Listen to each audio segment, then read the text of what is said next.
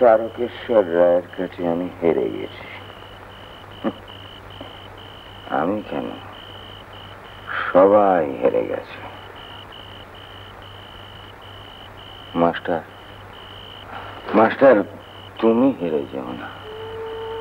যেমন ভালো মানুষটির সাথে আছো ঠিক তেমনি ভাবে থাকবে।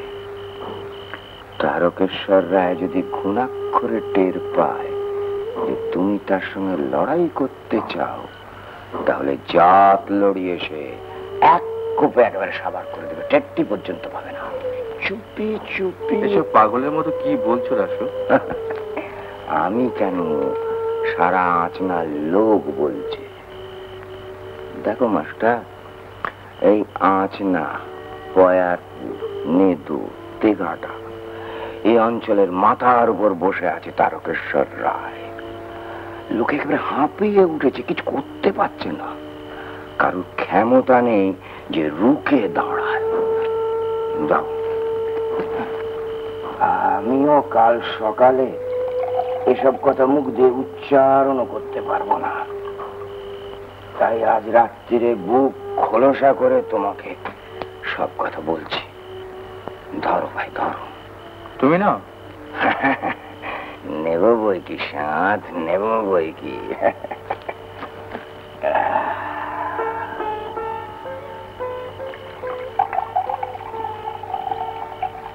কাল সকালে আবার ওই দরমার আড়ালে বসে তারকেশ্বর রায়ের হয়ে গরিবের গরু, বাছুর, লাঙল, জোত, জমি, ঘটি, বাটি, থালা, শানকি সব কেড়ে নেব।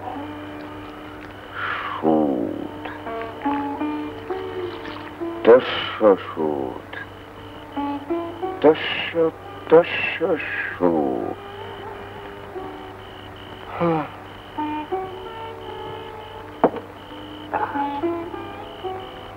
বাহ বাহ, শেষ করে ফেলেছ? বাহাদুর ছেলে। আরেক গ্লাস দি? না রাসু, আর থাক। আচ্ছা থাক, পেতম বাট্টু।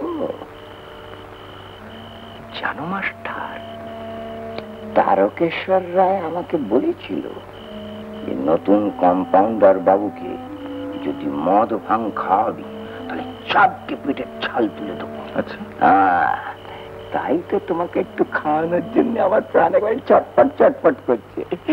আমি খুব শয়তান না? কি জানি রাসু, ঠিক বুঝতে পারি না। মানুষের মনের মধ্যে দেবতা শয়তান এমন ভাবে জট পাকিয়ে জড়িয়ে আছে যে কিচ্ছু বুঝতে পারে না। আমি বড় শয়তান, বুঝলে। এক সময় এই পাড়ার লোক, এই গায়ে সবাই আমাকে ফেরে বাজ বলতো, আমাকে খুব ভয় করতো। আচ্ছা, আমার খুব ভালো লাগতো। তোমাকে একটা কথা বলে রাখি মাস্টার, সবাই তো জানে যে আমি তারকেশ্বর রায়ের পোষা কুকুর, কিন্তু আসলে তারকেশ্বর রায় আমাকে খুব ভয় করে, তাই সব সময় চোখে চোখে রাখে।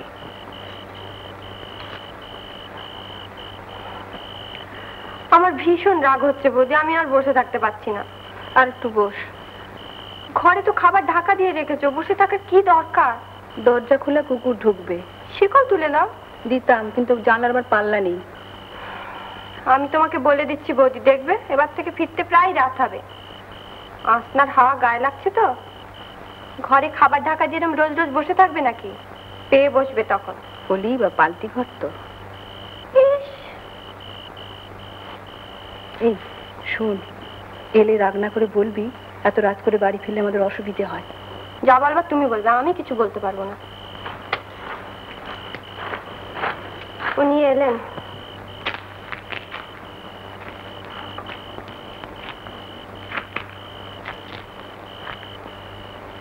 কি ব্যাপার এখানে এভাবে বসে? আপনার রাতের হাওয়া খুব মিষ্টি লাগে কিনা, তাই বসে বসে হাওয়া খাচ্ছি। আশ্চর্য। আশ্চর্য মানে? তুমি বুঝবে না। শুনলে বৌদি, শুনলাম। কি এমন বেদ বেদান্ত বলবেন যে বুঝতে পারবো না?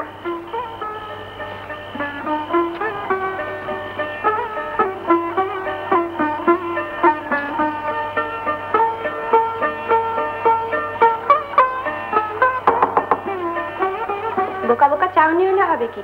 বেশ তো বুঝবেন দিয়ে কথা বলতে পারেন।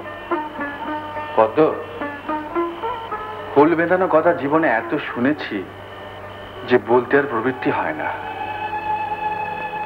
আমি খালি ভাবছি আমার ভাগ্যের কথা।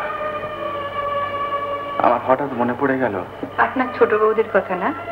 হ্যাঁ, বাড়িতে যখন সবাই ঘুমিয়ে পড়তো তখন আমার ছোট বৌদি এই ফেল মার্কা বকাটা ছেলেটার জন্য জেগে বসে থাকতেন। বাবা যতদিন বেঁচে ছিলেন ততদিন কিছু না কিছু আমার জন্য চাপা দেওয়া থাকতো, কিন্তু বাবার মৃত্যুর পর দাদাদের হুকুমে তাও বন্ধ হয়ে গেল। রাত্রে কি খেতেন তাহলে?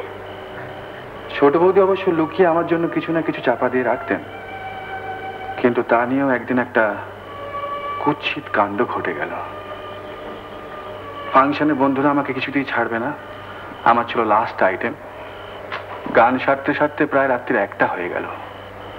তারপর অন্যান্য আর্টিস্টদের নামে যখন তারা শ্রীরামপুরে আমাকে আমার বাড়ির কাছাকাছি নামিয়ে দিল, তখন অনেক রাত।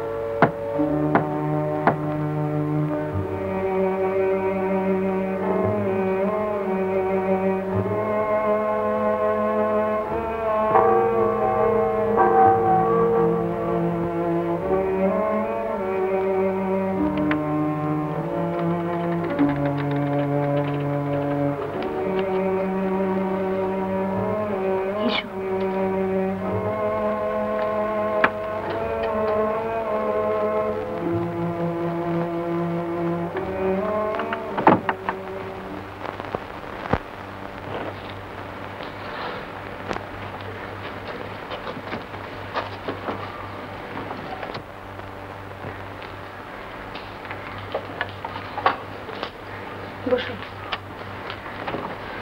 এবার দেখছি তোমার সঙ্গে আমাকেও বাড়ি ছাড়তে হবে।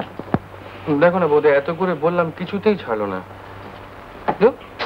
গান গাওয়া আমি ছেড়ে দেবো, তুমি শুতে যাও।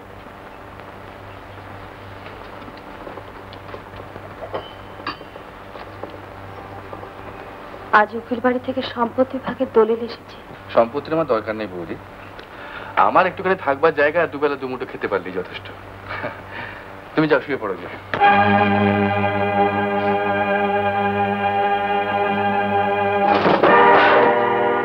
বেরিয়ে যা, এই মুহূর্তে বাড়ি থেকে বেরিয়ে যা।